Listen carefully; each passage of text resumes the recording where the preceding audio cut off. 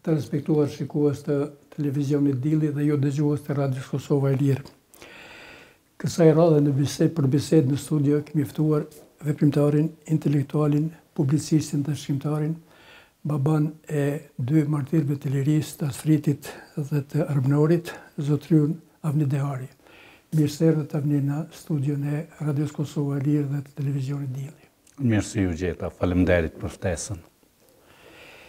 E kemi bërë praktikë që në fillim të emisioneve të tilla, të bisedave si zhvillojmë në studio, nga vetë i ftuari, në vetën e parë të tregoj disa elemente, të refej disa elemente nga jeta e tij, vendi, familja, shkollimi, për të cilat pastaj do të zgjerojmë temën dhe të bisedojmë edhe me tema tjera. Unë kam lindur në fshatin Slupshan, rreth i Kumanovës, me 3 maj të vitit 1927. Baba im, quhet Avni Dehari, në vitin 1949, kur ka qenë fushata anti-shqiptare, e kanë mbyllur në burg, i kanë akuzuar si informista, edhe që nga ajo kohë nuk ka ardhur kur nuk ka shkthyer nga burgu, se si ka përfunduar në burg, kur nuk kemi mësuar. Konsiderohet i zhdukur, po kur nuk kemi mësuar se si ka ndodhur. Vazhdimisht na janë përgjigjur kur ka nana ime kur është interesuar, gjyshi, vllau më i madh, kanë thonë është i dënuar me burg përjetshëm, pa të drejtë letërkëmbimi. Gjë që s'qëndron, po. Edhe asnjëherë nuk kanë thonë se ka vdekur ose po. Kurse shokët e tij kanë treguar se ka qenë i zhdukur, po edhe ata nuk e dinë mënyrën se si. Si kanë përfunduar shumë shqiptarë të tjerë. Gjyshim ka qenë Murat Dehari, i njohur ka qenë në Slupshan dhe rrethin e Kumanovës për trimëri dhe dashuri, si njeri që ka marrë pjesë në pajtimin e gjaqeve e të tjera. Unë kam mbaruar shkollën fillore në Vendlindje, shkollën e mesme kam dashur të vazhdoj normalen e Kumanovës, për shqiptarë nuk ka pasur normale, ka pasur vetëm paralele, pranë normales së Maqedonëve. Mirë po, ati kanë qenë 2 ose 3 nëse nuk gaboj, paralele, po unë kam qenë nxënës i shkëlqyshëm, unë dhe 3-4 të tjerë që ishim të shkëlqyshëm nuk na pranuan. Ne kemi pasur të japim provim pranues vetëm muzikë, kurse ata të tjerë me 2 me 3 që ishin në matematike, në maqedonisht e shqip, ato i pranuan sepse i ngelin pastaj si të dobët. Po edhe ne të shkëlqyshmit edhe unë pastaj shkova në Preshev, gjimnazin e kam mbaruar në Preshev, kurse studimet gjuhë dhe letërsi shqipe në Prishtinë.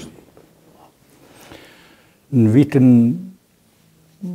pastaj kam punuar si student 1 vit në Ferizaj në 1969, në Gjilan 1 vit në vitin 1970 dhe jam profesor i gjuhës shqipe. Po, si student, ende si student, kurse pastaj në 1970-71 u ktheva në Kumanovë, ishin paralelet e gjimnazit në gjuhën shqipe, pranë gjimnazit Maqedonas në Kumanovë, po u kthyem atje se kishim dhënë përpjekje mos po e themelojmë shkollën e mesme në gjuhën shqipe. Kjo ka qenë periudha deri në vitin 1981. Deri më 1981. Në vitin 1981, do të thonë pas atyre protestave dhe kryengritjes shqiptare në Kosovë dhe në Vise, si u reflektue ato ngjarjet e Kosovës, si u reflektue në Kumanovë, konkretisht ku ka pas. Po, në vitin 1981 unë ka gjetur në gjimnazin e Kumanovës. Për çdo vit kishim nga 3 paralele në gjuhën shqipe. Kurse paralele me nxënës Maqedonas, numri ka qenë i pakufisuar. Nxënës shqiptar paraqiteshin ndikun në vitin e parë për pranim 500 nxënës, kurse pranoheshin 90. Jo më shumë, do të thotë ati diskriminoheshin që në hapin e parë. Politika antishqiptare ka qenë shumë e vrashtë në Maqedoni. Shumë më e vrasë në Kosovë. Shumë më e vrasë në Kosovë. Ka pasë edhe lëvizje më shumë, ka pasë lëvizje më jashtë ka qenë atje. Po atje ka qenë shumë më e vrasht, madje shumë aksione që merreshin në Kosovë, njëherë provoheshin atje, pastaj i zbatonin, i batnin në Kosovë. Dhe kësaj, po sidomos gjendja u vështirësua dhe u ashpërsua edhe pas demonstratave gjithë popullore të vitit 1971 që ndodhen në Kosovë. Atëherë ju futën me sapat gjitha drejtave shqiptare, edhe sidomos kulturën, historinë shqiptare e literaturën nga Shqipëria e ndaluan të gjitha. Po, dëpërtonin, po kishte edhe librari, ishte një librari e rilindjes e vetmja që ishte, ati kishte po i hoqën prej atje, i zorën dalën edhe lullin e kujtimit, si roman, e hoqën prej lekturës, edhe këto të tjerat.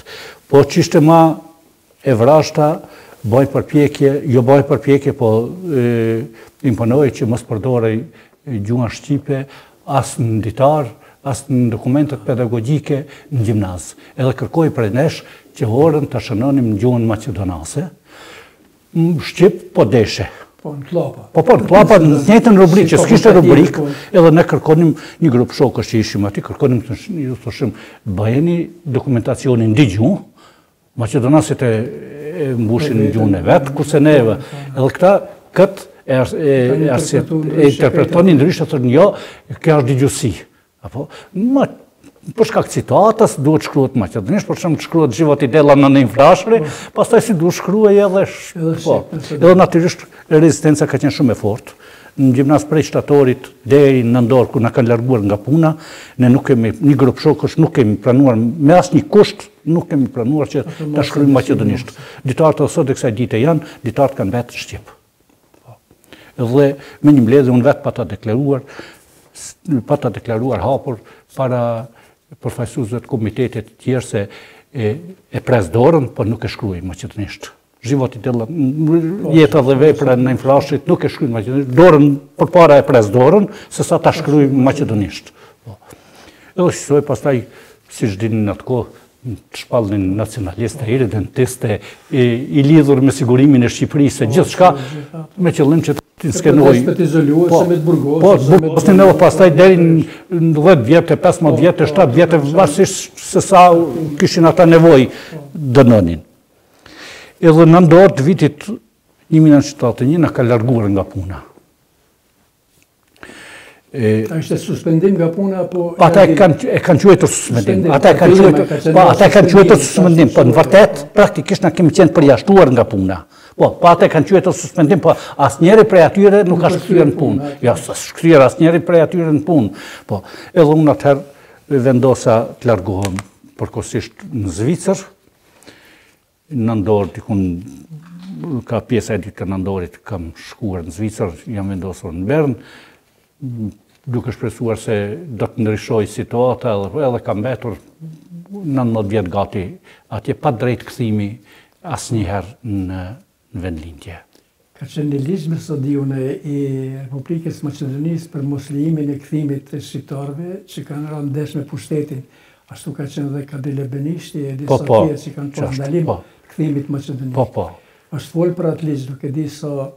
Nuk e di, kem shumë sigur që është folë, por nuk di realisht sa... Edhe unë ndoshta nuk e di se qysh ka qenë ligji, sepse edhe po mos ishte ligji, ka pas ligj, po edhe po mos ishte ata të ndalonin. Po, të ndalonin me ligje, pa ligj, të ndalonin si paraqitnin si element antishtetror, i rrezikshëm për shtetin, nacionalist, irredentistë, edhe të mohoj çdo e drejtë. Pastaj në Zvicër për të siguruar nëse jetën, familjen, rrethin, a keni punuar në Zvicër apo keni punuar? Unë jam detyruar të bëj punë të ndryshme fizike. Po, në për restorante, në për firmat të ndryshme, që për mua nuk kanë qenë punë të lehta, për punëtorët ndoshta kanë qenë të lehta sepse kanë qenë përgatitur, po për mua ishin punë shumë të vështira. Mirë po duaj patjetër.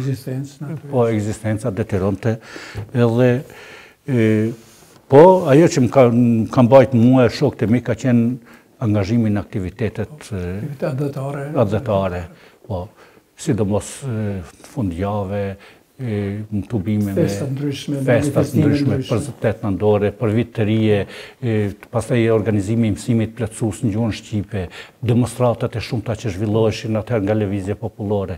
Këto na kanë bajtur jo gjallë, po në kanë bajtur të forë. Ka qenë aktiviteti kryesor, angazhimi kryesor. Po, i gjithë adhetarëve, kjo ka qenë do të ajo që në ka vanë shpirt.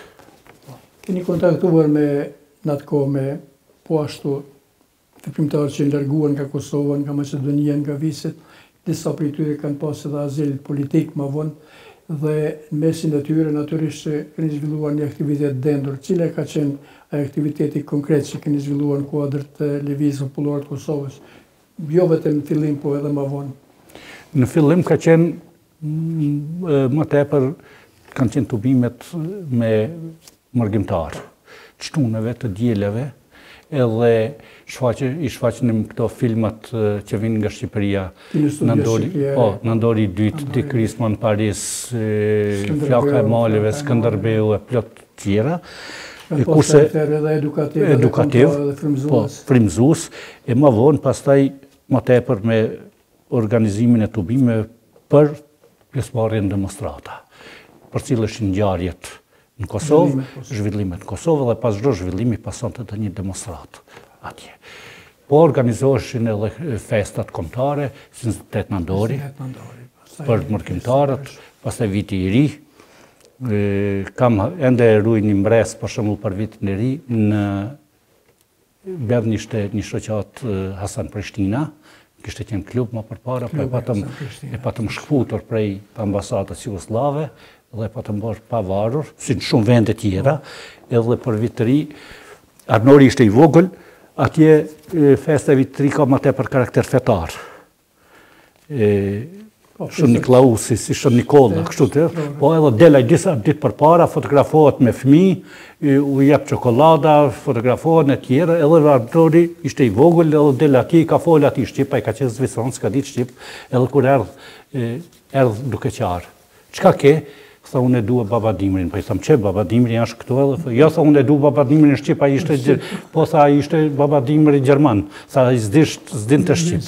Edhe pastaj më lindi si ide, bisedova me ata shokët, ta organizojmë në shoqatën Hasan Prishtina, edhe e banëm një shok u vesh me rrobat Baba Dimrit, të vinë fëmijëve, i thirrëm me prindrit me fëmijë, të vi të flasë shqip aty, edhe ftesët Baba Dimri shqip.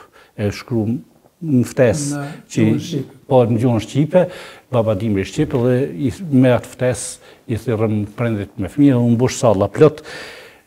Edhe njeri prej atyre që e udhëhiqte tubimin, po i njofton, tha, Baba Dimri ka ardhur, ka qenë Kosovë në Shqipëri, ju ka kërku, s'ju ka gjetur, ka ardhur këtu, po s'pi ju gjenë edhe pak, ndoshta e gjenë adresën edhe për pak ko erdhi aty, tha, ku jeni këtu, ka qenë atmosferë shumë emocionuese, nxehtë, po edhe pastaj ka mbetur, gjithmonë është festuar e Baba Dimri flet shqip. Përveç aktiviteteve adhetare që janë mbajtur në atë kohë prej shqiptarëve shumicë, prej shqiptarëve adhetarëve në radhë parë, kanë që ekzistuar ato klubet e punëtorëve që Jugoslavia i kishte angazhuar mërgjimtarëve që punonin në Gjermani, në Zvicër. A ka pasur edhe në Gjermani klube të tilla? Ka pasur edhe në Gjermani, po. Ka pasur gjithë përpjekje që ata të mbante vetë, të mbante në vijën e partisë.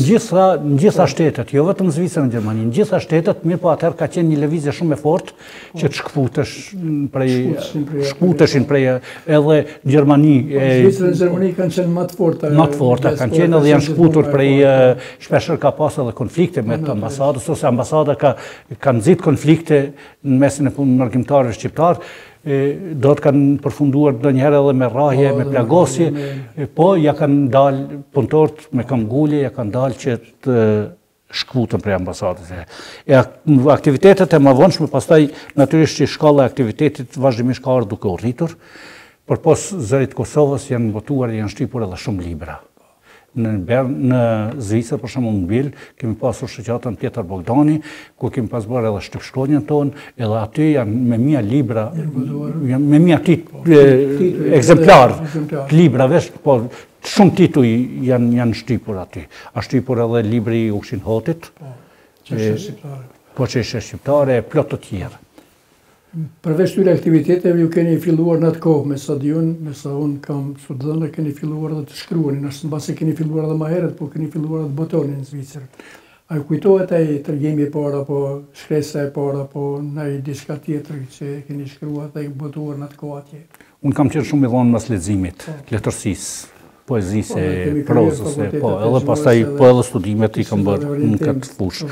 Edhe derisa kam qenë para se të shkoja në Zvicër, kam botuar dhe një poezi për fëmijë në Fatos, në Pionere, që ishin atëherë që dilin në ato. Jeta e re. Po, jeta e re, se kam dalë. Po, ma tepër për fëmijë kanë qenë ato. Për revista për fëmijë. Kurse atje në Zvicër, libri i parë që është botuar është një poem e mba një titull që si shkon dasha shumë Dielli. Dielli, megjithëse ajo më mirë do t'i shkon të burgosja topit ose diçka, sepse personazhi kryesor është topi, një futboll. Frymëzimi ka pas ardhur një mërkimtar nga Lipjani, edhe me motrën për shërim e kishte atje, edhe po na tregon sa një ditë arsimtari i fizikulturës e ke shkruaj dikush KR Kosova Republik në top, edhe e ka marrë, ka mbyll topin që mos ta gjen policia, po. Edhe pastaj më lindi si ide, për me shkruaj një poezi në fillim, pastaj u zgjerua edhe po poem.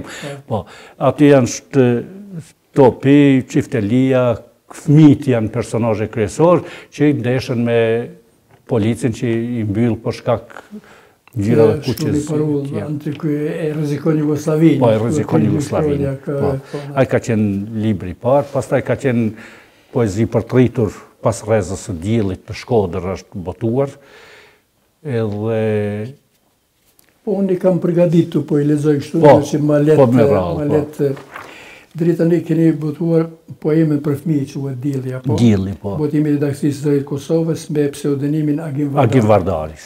Në vitin 1919 në Zvicër, monografin Arif Seferi në shërbim të popullit dhe më 1993 me Destan Hajdinin po në vitin 1993 po në Zvicër, përmbledhjen poetike për të rritur pas rrezës së Diellit, një vit më vonë do të thotë vitin 1994 në Shkodër, librin për fëmijë në prozë, Saja fluturuese, në vitin 1996.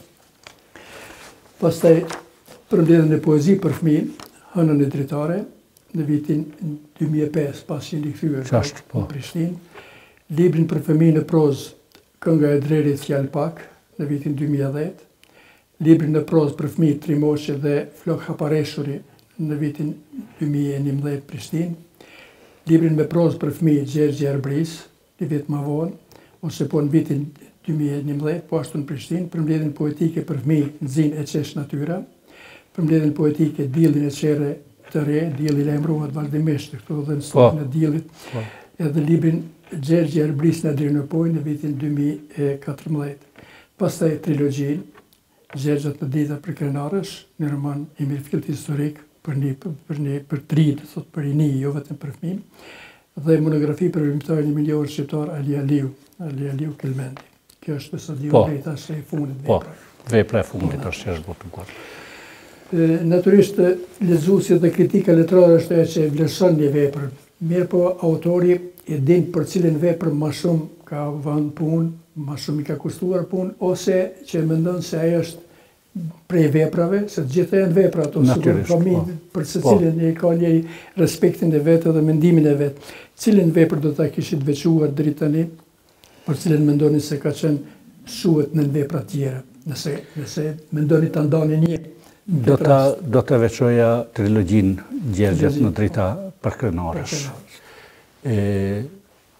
Qysh si student më kanë tërhequr shumë folklori arbresh, edhe gojdanat për Skënderbeun, dhe kisha dëshirë që të shkruaje diçka, jo roman, po ndonjë tregim ose diçka për te. Po dëshira për të shkruar më rrit më shumë kur isha në Zvicër. Në banesën tonë, ku isha unë me Xhemilen edhe me fëmijët, vinin plot mërkimtar, vinin edhe me bashortet e tyre, vinin edhe me fëmijë. Edhe shpeshherë ata ishin shumë të lidhur me vendlindjen, me të kaluarën e lavdishme historike, po natyrisht në përmasat e fantazisë së fëmijëve, dhe më pyetnin ndonjëherë unë u flesja për bamat e Skënderbeut. e shfrytëzoja shumë në tregimin e Mitrosh Kutelit, Skënderbeu dhe Ballabani, një diloftim ku bëhet edhe një ditë vjen një prind e kisha pasur nxënësin i Kumanovës, dhe më thot Avni ma gjej për djalin Sofi quaj djali i tij, thot një libër për Skënderbeun se po do të lexoj diçka. Edhe s'kisha çka t'i jepja. Ja, marrin barletit, a ishte fëmijë.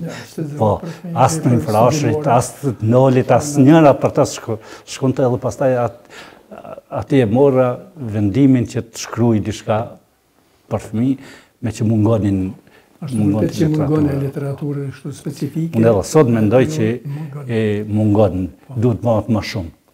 Duhet bëhet më shumë, sepse çështja jonë kombëtare ende është e pazgjidhur. Ne ende jetojmë në disa shtete në Ballkan. Popull që i kanë zgjidhur problemet, që kanë zgjidhur çështjen kombëtare, megjithatë i edukojnë brezat e ri me vepra për personalitetet historike. Po madje edhe i krijojnë. Për shembull, zvicranët e shkruajnë për Vilhelm Tellin, që është një figurë këtë mitologjike. As dihet kur ka jetuar, po bëjnë libra ilustrativ për fëmijë, ose anglezët me Robin Hoodin, për shembull, ju afrojnë Robin Hoodin. E ne kemi Skënderbeun, po kemi edhe shumë të tjerë, kemi deri te Adim Jashari. Pse mos shkruhet për Adim Jashari, libra për fëmijë, romane, poema, poezi, diçka shkruar, po jo mjaftueshëm. Po natyrisht. Po në gjatë kësaj kohe, do të thotë gjatë asaj kohe sa keni punuar dhe keni nxjerrë mbrit gjitha këto, edhe unë kam veçuar se Gjergjat në drita për krenarësh është një roman i mirëfillt historik që i dedikohet rinis, thotë, për mendimin tim më shumë i dedikohet se viteve të para të shkollës mesme, se edhe është projektuar tjeta indikim më tepër kur formsohet vetdia edhe kombëtare edhe vetdia sociale, vetdia politike e trive. Dhe një literaturë e tillë, e them kështu, jo shumë ose me përgjithësi, por e them pa modesti që ekziston, nuk ekziston sa duhet, nuk është e përhapur sa duhet. Ka shkrimtarë që kanë bërë ilustrime për atë kohë, që janë libra kryesisht kështu për tri, për moshë shkollore, parashkollore, por roman të mirëfillt, një trilogji e mirëfillt se kur e keni shkruar ju nuk ekziston. Ka qenë motivi dihet e shqiptarët bazën e vet kombëtare shtetërore e kanë të Skënderbeu, pa shkuar më larg në liri, pa shkuar më larg në Dardani, por në kohën e Skënderbeut është kriju shteti i parë shqiptar, është formsuar vetdia kombëtare shqiptare, edhe është baza që është dhënë kombit në përgjithësi. Ju atë periudhë e njihni, e keni lexuar dhe e keni punës të shkruani një roman tillë. Një roman i cili nuk diun sa ka këtu përhapje apo zgjerim, por besoj se do të ishte i domosdoshëm të jetë literaturë shkollore për vitet e para të shkollës mesme. Sa ekzemplarë është botuar, ai plotson mundësitë si ka shkuara teknike e këtij libri, që pastaj të flasim për brendinë dhe për diçka. Po tregohen atje e kam filluar për shumë pjesën e parë, se në fillim kam bërë mend t'i baj disa libra, 10 libra, me pak faqe, me ka 20-30 faqe, jo më shumë. Edhe kur erdha këtu në Kosovë, desha të konkuroj në Ministrinë e Kulturës, kishte një konkurs, po çdo faqe kërkonte ilustrim. Po, kushtonte shumë, dhe konkurova përmes ju drejtova Ramadan Mehmetit, shtëpinë Rozafa, nëse nuk Rozafa, edhe them kështu ai e shikoi, e mori e kishte parë, tha, unë thash është shumë e mirë, po vetëm për ilustrime, vetëm ilustrimet kushtojnë shumë, edhe në konkurs nuk japin as shumë të holla, tha merre edhe mblidhe këtë baje si libër, kështu në vete, se unë do baja mend për një moshë më të vogël, për klasën e 5, 4, 6, eventualisht aty.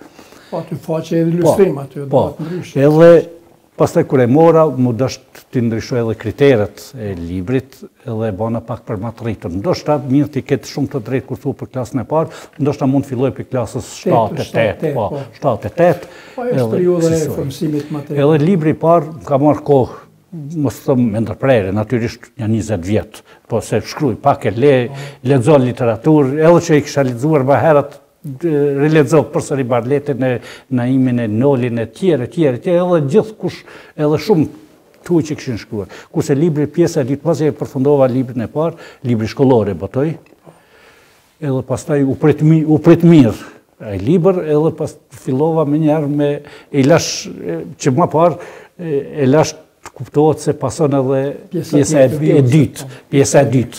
Po, pjesa e dytë. E pjesa e dytë është shkruar për 1-2 vjet. Po, e kam po vështirësia më e madhe ka qenë se duhet njësha me jetën në Turqi, të Skënderbeut.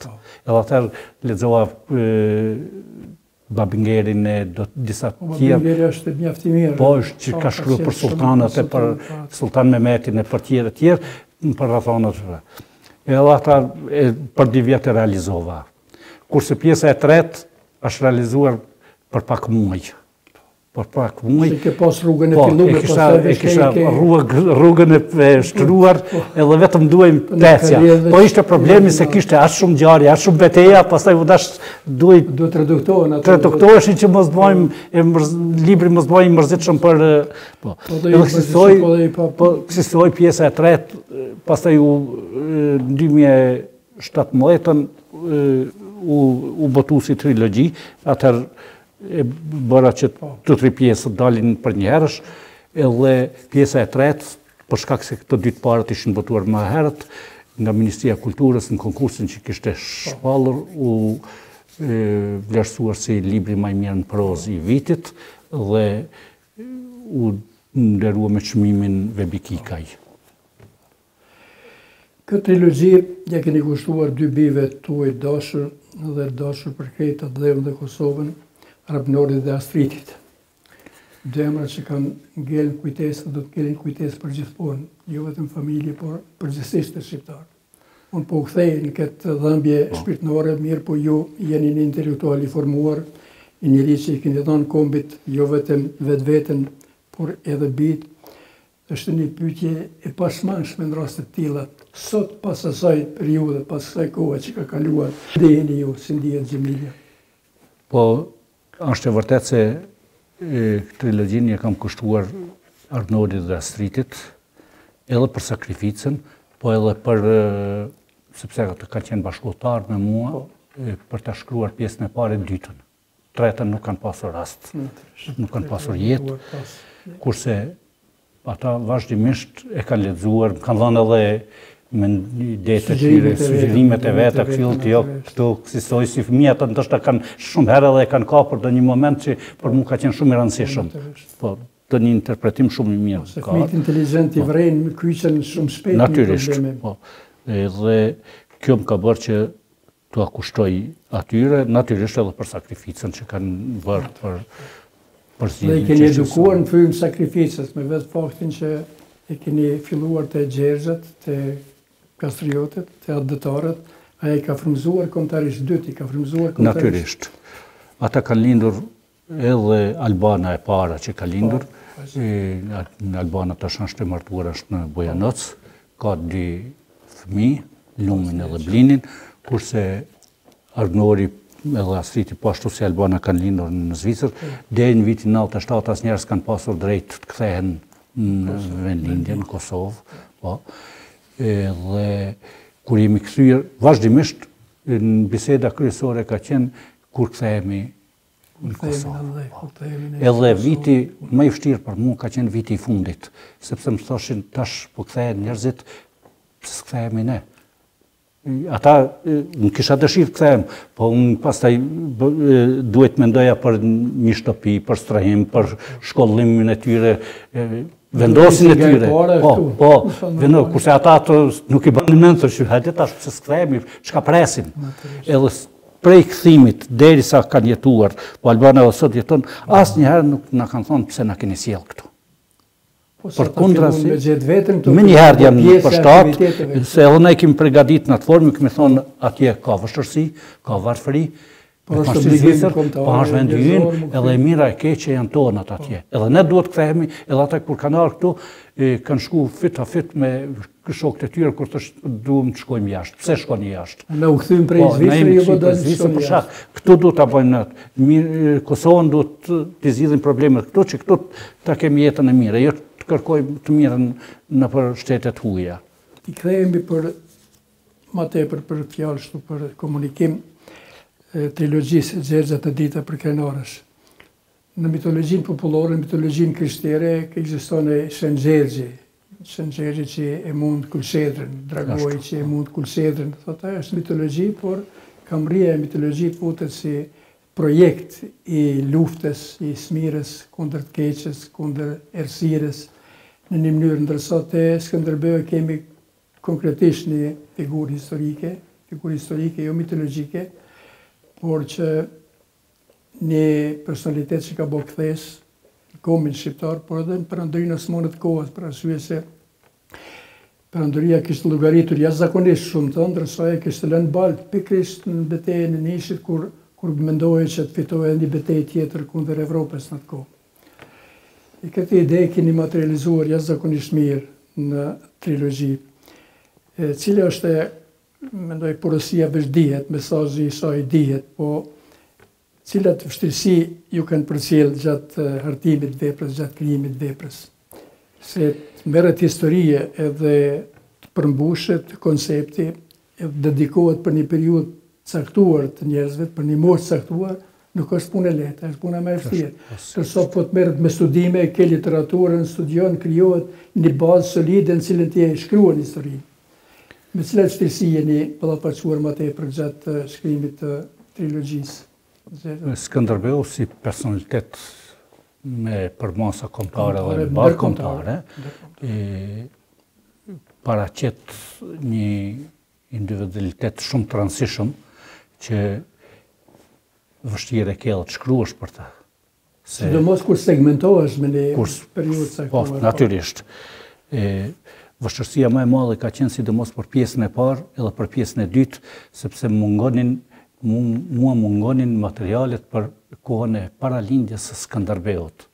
Edhe më duhej ta ngjallja Gjergjin jo si figurë. Jo vetëm si imagjinat, si kujtesë, po edhe me fakte. Edhe me fakte që ai jetonte, vepronte, të luante me fëmijë, ta kalonte jetën e vet deri në kohën e dorëzimit.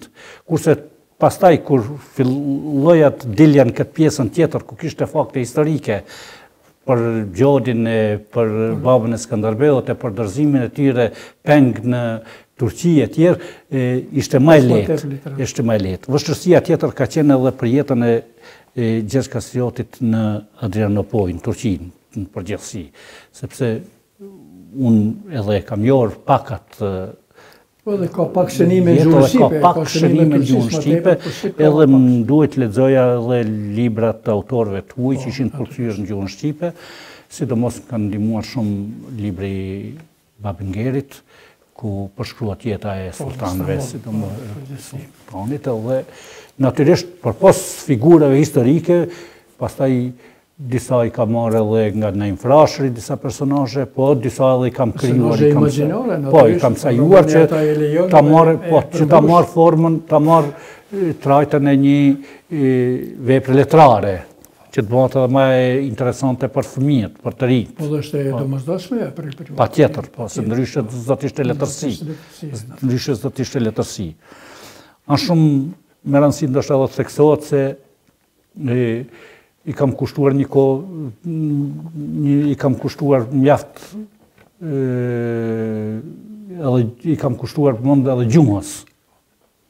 Gjumës që zakonisht e pasur me... Po, një në radhë parë që ta bajt për afërt që fëmijët të rinjt ta kuptojnë. Jo është i shkurt, po shumë koncis. I shkurt, koncis, po tjetë i kapshëm, mos bëhet i mërzitshëm për ta. Edhe e dyta, në shumë të në rasteve të zavendësohen edhe fjalët që i përdorin fjalët e huaja me, për shembull, për mami kam përdorur ngjashtori, jam nisur nga fjala burimore shqipe. Fjalë burimore shqipe, se edhe para se të ekzistojnë të mamit profesionale, kanë qenë gratë që e kanë ushtruar këtë profesion, edhe e kanë gjesh gjatë kohës shtazanisë, por që ta lehtësojnë lindjen e tjera, dhe ose për shembull kam krijuar nga folklore, kam marrë fjalën pasi për vizitë. Ishte në pasi me pa, ka shku me pa dikant, ose për shembull për binë, për skenë ngritore, sepse është ngrit me e drasa, me fjallë, në shpesh, po një vend më ingritur, eksistoi me radhë. E bërë dhe më thonë fjallë formime të reja, po me brumin e gjuhës shqipe. Me brumin e gjuhës shqipe, unë mendoj se kjo është edhe shumë e rëndësishme për çdo krijues. Edhe kështu. Ata që duan të ruajnë gjuhën. Ta ruajnë gjuhën, po edhe ta pasurojnë. Edhe ta pasurojnë gjuhën. Po në përveç Skënderbeut që është personazhi kryesor, pastaj janë bashkëluftarët e Skënderbeut, janë figura historike që njihen si Gjergj Aleksi, sa tjerë, Konturani, mandej Mojsi Golemi, Hamza Kastrioti, ju keni vënë edhe personazhe tjera imagjinare që i korespondojnë kohës, që në një mënyrë e begatojnë atë periudhë kohore për masën, për rinin që ne keni dedikuar librin. Po ashtu vret fakti se ju keni përdorur me emra konkret, emra shqiptar, jo emra as bizant, as emra arab e turq, por emra që kanë qenë të origjinal në atë kohë. Po që të ndritën mirë figurat historike është e domosdoshme që të cajohen edhe personazhe imagjinare në shërbim të fakteve historike, po, të kohës historike. Edhe natyrisht... Edhe jo të gjithë ato personazhe njihen, realisht ata ekzistojnë, por ekzistojnë me emra janë. Natyrisht, po. Edhe jam përpjekur që emrat e tyre edhe ata që i kanë pasur të shqiptarizoj, për shembull sikurse të vëllezërve të Skënderbeut, Konstantini, po, Reposhi, Rapi, kam quajtur Rapi. Edhe baza fjalë rap është raposh ose reposh. Ose ta zam Mamica, unë e kam quajtur Mana. Vojsava e kam quajtur Vojsa. Vojsa, dhe realisht Vojsa është emri origjinal i Vojsavës, Vojsa. Po, edhe eksistoi, jam përpjekur që të shqiptarizoj sa më shumë, që t'jenë ma të kapshëm, që ma tipik, po t'i përgjigjen rrethonave në cilën. Edhe emrat e vendbanimeve në shumë të rastet, kur bëhet fjalë për kur Skënderbeu kalon në për Presheve, kam quajtur Fushpresh. Fushpresh. Po. Komanoven Koman. Komanoven Koman, eksistoi me radhë, ose Argjente, Pesiane, eksistoi. Po. Në këtë mënyrë që ma mirë që tipizohen sa ma shumë.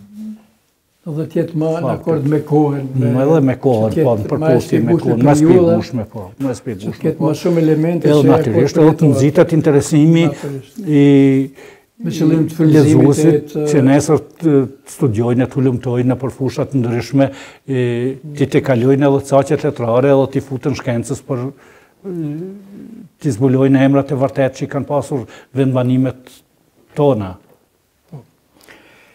Është edhe një vepër tjetër që e keni shkruar kohëve të funit, një monografi jashtëzakonisht të nxeshur, me shumë fakte, me shumë elemente, e cila është provuar vitin e kaluar, më duket. Po, në vitin e kaluar, po. Për një personalitet që ka qenë njohur në Kosovë, në përgjithësisht ndër shqiptarët, por që ju e keni ngritur në nivelin edhe të personazhit, edhe në nivelin e personalitetit. Aliorin e keni njohur natyrisht, dini biografinë e tij, dhe është një vepër që ka bërë përshtypje, do të bëjë përshtypje. Çka mund të na thoni edhe për këtë vepër konkretisht sot gjatë kësaj bisede? Po, unë për angazhimin, për formimin, për nacionalistë që kemi quajtur, ose Ali Preshevën. Ali Preshevën, jetë ma tepër të ne me ato... Jashtë Preshevës për shumë është quajtur Ali Presheva. Eksistoi, kam dëgjuar që është si fëmijë prej prindërve të mi, edhe të rrethit familjar. Një njeri që nuk pajtohet me padrejtësinë, i kundërvjet pushtetit, kërkon drejtat e shqiptarëve, kurse më konkretisht kur isha në Zvicër, ka vitet 90, u takova me Fatosin, në zërën e Kosovës u botua një poezi qytetësime e shkruar nga Ali Alio, Kelmenti. Edhe takova Fatosin, i thëmë sa shumë se kam ditur se baba i shkruan edhe poezi. Jo, tha, e ka tha një përmbledhje me poezi. Ku e ka përmbledhje? Tha, e ka tha, kretë është e përgatitur për botim, tha, po vetëm kam mbetur, po pse se boton? Tha, po unë nuk kam edhe vërtet si ka pasur ai mundësit, materiale, tha, unë nuk kam mundësi, tha, edhe dalë kërkuj, tha, për babën tim, nuk më duket e ullës. Po, thash, ma sjell të atë libër, thash, unë do ta botoj. Unë punoj në atë kohë edhe pitëm fatos të shikoj sa shumë këtë me një rrogë batoj. Po s'po du dale në emën një personi, po kam dëshirë që dale si angazhim i përbashkët i shumë njerëzve, sepse nuk e ka vlerën personalisht. Edhe kësoj atër ishte në kryesin e shoqatës Hasan Prishtina me Sami, kryetar ka qenë Sami Kurteshi, ja para propozimin ja thash, edhe a i tha me njëherë baje projektin, e zorëm në kryesi, edhe i drejtuam margjimtarve që të batojmë librin. Edhe për mbledhjen poetike, po, për mbledhjen poetike, plagë e pashëruar. Edhe banëm me një anë e shkrytëm me një fletë kush është Ali Aliu, një biografi shkurt, edhe në anën tjetër emri mbi emri, kush të kontriboj me shënu adresën, edhe në fund edhe amnisjarim, çdo margjimtari që do të kontribuojmë pa marrë parasysh se sa, do të jepet një libër si dhuratë, kurse shoqatave nga 5 copë do të jepet edhe kësaj. Nëse e banëm 3 vete, e hapën një zhillë llogari, u bëm 3 vete, nëse nuk arrin të hollat të mbulojnë votimin, ne i plotësojmë në kresia e shoqatës, nëse dalin ma shumë të holla e që nga autorit, edhe ja kemi pas dërguar, se të prunë të hollat, edhe ja dërguar pas taj bas Sali, ja kemi pas dërguar këtu në Zvicër. Edhe kër erdha këtu, ju kishte pas drejtuar bas Sali një Skender Latifi nga Presheva, e ka një libër për te ferrit, e ka shkruar, si intervist. Edhe Baceli, më thotë Avni, sa mu ka drejtuar shumë me një 60 e sa pyetje, po nuk duhet, se kishte, nëzdon të për vete të fliste shumë. E thotë, jo, sa shti, se kure bajsha men për Basnali, për Kadrialimin, që i kishte përndje, kure i kishte burgosë për shteti, po edhe vetë shqiptarët që merreshin në politikën e kohë i patëllon me një anë, i distanconin. Po, edhe thash ti dush sa pune, thash dush me ju përgjigja të një pyetje, pa tjetër. Sa pune, tha nuk din kompjuter të shkruaj. Thash a dim kështu, sa kështu, tha me shkruaj, tha kam tha shumë shkrimin e keq. Edhe është shumë interesant, gjeneratat e tij e kanë pas një shkrim shumë të mirë, e kishte një shkrim të keq. Edhe thëm ti shkruaje çdo qoftë se unë kam punu në arsim edhe i lexoj shkrimet, thash unë ti nxjerr në kompjuter. Edhe kur i nxorri ato, i mora ato, i nëzora në kompjuter, ishin shumë interesante, edhe i them, po, këtë duhet të zgjerojmë, edhe thash, kisha do në baja mend roman, ose monografi klasike, po edhe i me gjithë dëshirë i hyri punës, foli për të nëzorin në letër, edhe për para arsit e ti. Edhe, po e kisha dilemën, të baja një monografi klasike, se kërë nuk është monografi klasike, është mes monografisë dhe librit e letralizume, se tash Dhe shumë më mirë se shtu, se ma e lexueshme, ma binjse, ma e lexueshme. Edhe mu pastaj, se në fillim jam hamend një kohë gjatë se si të baj, po të baj monografi klasike, më duhet shkoja në për arkive, që është mirë, po shkon në Beograd dhe s'ti japin materiale. Për një kategori të saktuar të lexuesve është. Edhe për një kategori, e kështu ma në fund, erdha në përfundim që në vetën e parë. Veta li Aliu të flasë për vetën edhe për të tjerët, edhe u lirova për shumë vështërsive, po edhe më duke që doli pak edhe më interesant. Doli shumë tërheqës. Libër shumë tërheqës doli. është për siguri një libri ndër më të mirë që është botuar në Kosovë deri tani, sidomos për një personalitet se kur ka qenë Ali Aliu, një ndjekur i përsekutuar, njëri që ka një biografi. Ali Aliu ka merituar të shkruat një libër për te, edhe të shkruat shumë, atë pa i kalon edhe tjera do shkrime. Nuk ka vetëm ky, ka edhe letrare, që i ka ato, dhe është mirë edhe ato të botohet e të shtypen. Libra që i keni shkruar deri tani janë 12 apo 13, po me këtë fundit. Po me këtë fundit 13 janë. A keni ndërshkrim vepra tjera, natyrisht se projekte kanë, se kur fillon njëri shkruaj nuk di ndalet më, ndalet gjithë. Po, natyrisht, është shumë e vërtet se pastaj tërheq puna, si çdo punë tjetër, po. Do në edhe diçka të kontribosh, të zbulosh edhe diçka. Unë kam dorë shkrim, do të kisha ribotuar, për këtinë që i kam botuar, do të kisha ribotuar poemën për fëmijë Dielli me një titull tjetër. Edhe sajnë fluturuese. Mënoni ta bëni, ta plotësoni, ta zgjeroni. Po diçka natyrisht. Diçka po, jo kush dhe se sa, po. Në esencë jo. Jo në esencë. Edhe sajnë fluturuese, që është një tregim fantastik, po një tregim fantastik. Atëherë është pas shpallë si libri më i mirë për 3 vjet i shtëpisë botuese. I shtëpisë botuese, po të atë me plotësime. Ati do të plotësoja shumë se atëherë e shoh se ka mangësi. Gjithmonë. Po. Ti tash i vrej atë shumë. Kurse prej këtyre që i kam pa botuara kam 2 ditar, një ditar kur jam kthyer në Kosovë, një ditar në vitin 2005 kam qenë në Turqi deri në Trabzon, kam bajtur me takimet me shqiptarë, me shënime edhe janë shti pa botuar. Aja është botuar në gazet, po jo si liber më vete, këto ditë do t'i botoja. Kam një projekt që duhet të realizoj gjithsesi, se është i shkruar një liber për fëmijë ilustrativ me 20 libra del, 20 libra. Do të qamarrokët dhe aventurat e tyre. Po në broshurës apo që? Jo, si libër ilustrativ. Libër ilustrativ për fëmijët e moshës prej klasës 2 fillore dhe në 4. Në 4 nivelet ndo ata, jo. Çdo niveli ka 5 libra, po librat ngjarja lidhet prej librit në libër apo. Do të një libër po me 25 pjesë, me 20 pjesë.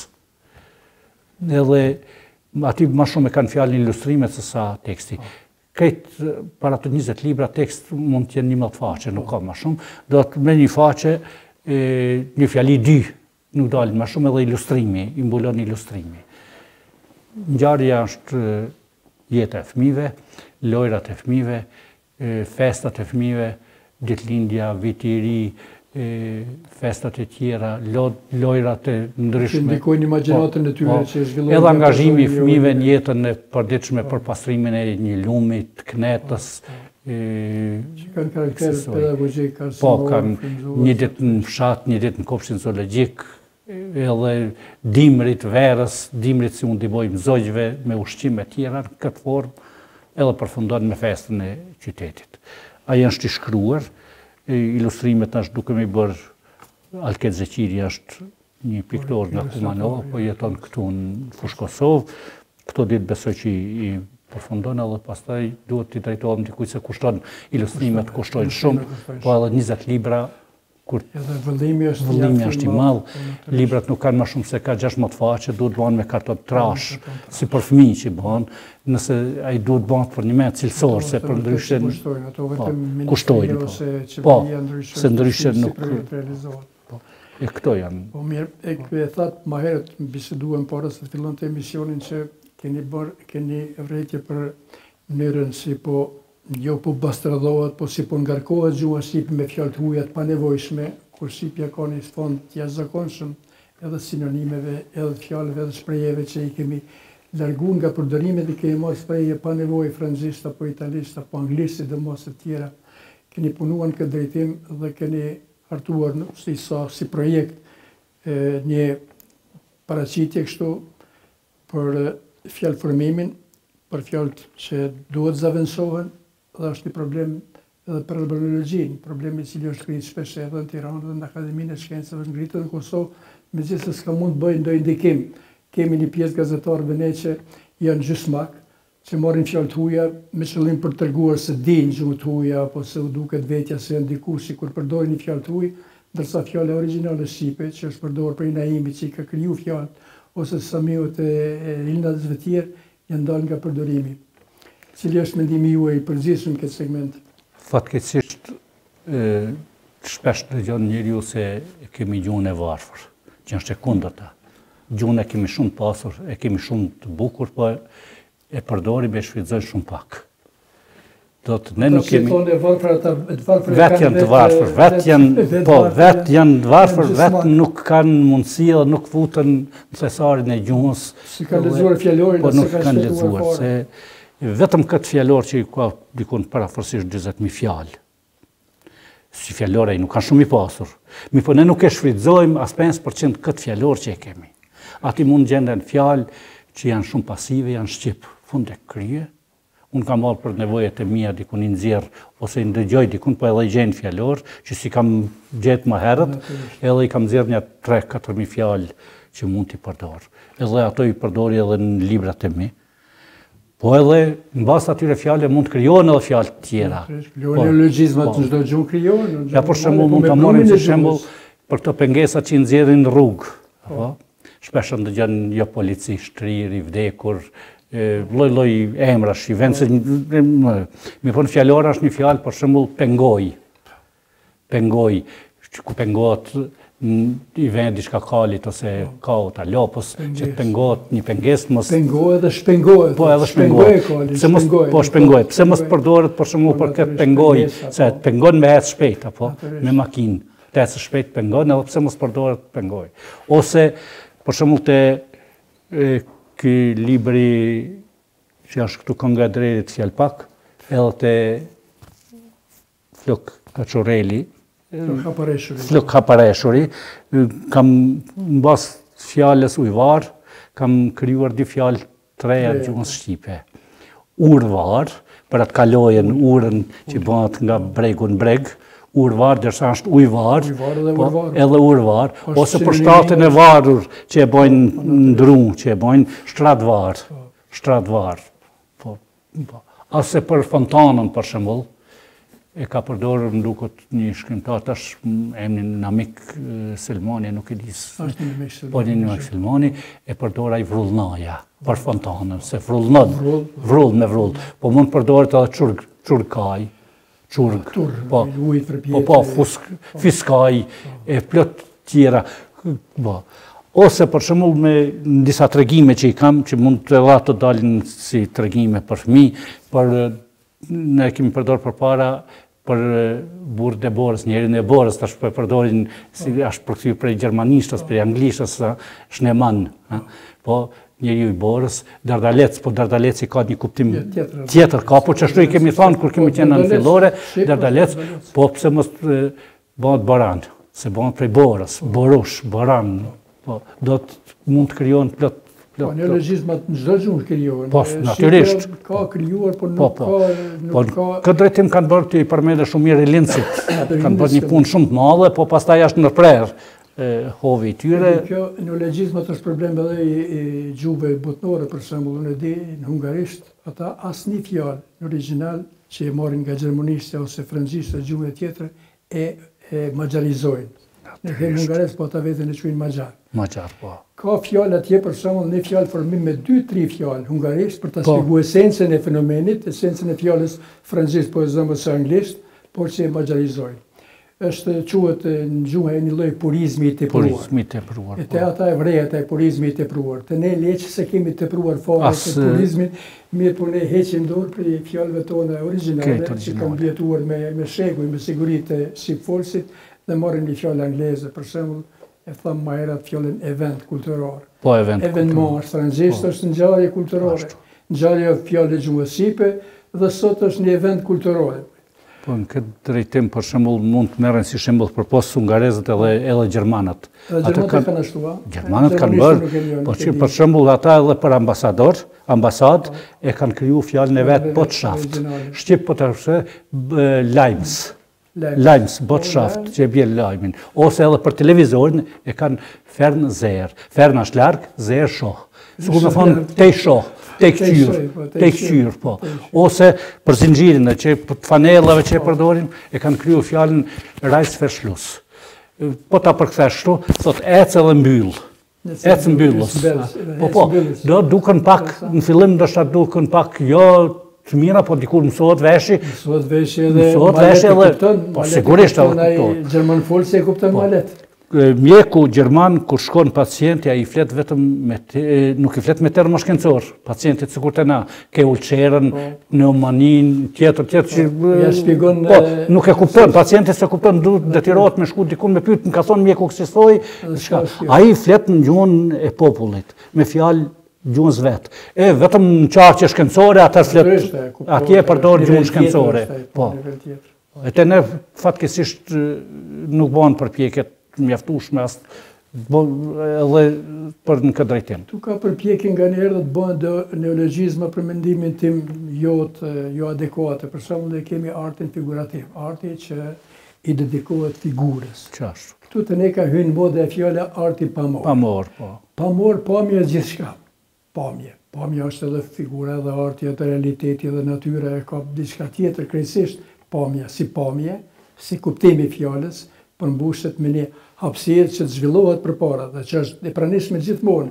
Gjithmonë ka njeriu përpara një pamje caktuar, qoftë në punë, qoftë në shtëpi, qoftë në familje, qoftë në rrugë. Ndërsa ajo fjala që ishte art figurativ, kam pa interesant edhe në Shqipëri, që ishte gjithmonë ajo, edhe disa studiues në Shqipëri e përdorin arti pamor, jo arti figurativ. Po, se këshire fjalë të reja kur krijon, ato duhet me profesionalizëm, me ata gjenë vendin e vetë, edhe përkrahën, edhe tjetë pranohen prej gjithve. Po me gjithat, nështë është ma mirë le të provojnë edhe kur që qëllojnë sa duhet, edhe pastaj krijohet disa prej ty edhe zgjidhet ajo që është ma e mira. Se sa me mbet, po derisa nuk e fiton luftën fjala e re që krijohet, vazhdon të përdoret fjala që ka qenë standarde, po. Edhe pse s'ka qenë në gjuhën sonë ndoshta, po duhet përdoret derisa të zavendësohet. Po do fjalë që nuk zavendësohen. Po, ka edhe fjalë që nuk zavendësohen, natyrisht. Po. Ne kemi fjalë që përdorim prej kohës Bizantit, prej kohës Persis, dhe që në bo pjesë e fjallorit gjuhës. Po, edhe janë bo. Se nuk është kjo vetëm gjuhën shqipe, po është këtë gjuhët e anglezët thonë nuk e njoh mirë, nuk e njoh anglishtën edhe nuk e njoh mirë atë fushë, po se 60% i kanë fjalë gjuhës frenge, fjalën e tyre. Mi po ato janë po, edhe këto që edhe pse s'janë nështë fjalë me prejardhje gjuhës sonë, janë shqiptarizuar, janë shqipruar, këto edhe, po, janë bën pjesë e leksikut tonë. Edhe ato natyrisht që do të përdoren se janë pasuri e gjuhës. Aktualisht deri tani sa kemi folur për biografinë për shkrimtarin, kjo është krejt pak nga ajo që mund të flitet për shkrimtarin dhe biografinë tuaj, por për emisionin e sotëm mendoj se do ta përmbyllim me kaq. Faleminderit shumë për gjitha këto që i thatë për televizionin Dielli dhe për Radion Kosova Liet, me shpresë që do të bisedojmë sërish për temat saktura, qoftë nga krijimtaria, qoftë temat aktualitetit politik, apo edhe temat të tjera me interes për shikuesit dhe dëgjuesit. Faleminderit për ftesën. Në Kosovën e Lirë, unë ndi vetën shtëpinë time, sepse edhe Niko kam qenë punëtori Radio Kosovës Lirë, kur jam kësirë. Keni punuar në kohën ma kritike, kur jemi kësirë dhe ne nga mali dhe kur zdisim nga Qelbalin. Punë e parë që kam bërë në Kosovë, ka qenë punë në Radio Kosovën e Lirë. Kam punuar disa muaj, kam qenë edhe ato i kujtoj kështu me malë. Faleminderit shumë dhe për atë kësirën. Faleminderit. Aty ishte edhe zyra edhe pjesa e LPK-s, shto që kemi jetuar një kohë bashkë. Faleminderit, mirë u pafshim. Studio dhe në shpresë do të bisedojmë. Faleminderit. Të respektuar shikues të TV Dielli dhe ju dëgjues të Radios Kosova Lirë, kjo është biseda, një pjesë e bisedës që bëm me veprimtarin, shkrimtarin dhe intelektualin e Kosovës, zotrin Avni Dehari. Miru pafshim dhe miru dëgjosim në emisionet e radhës.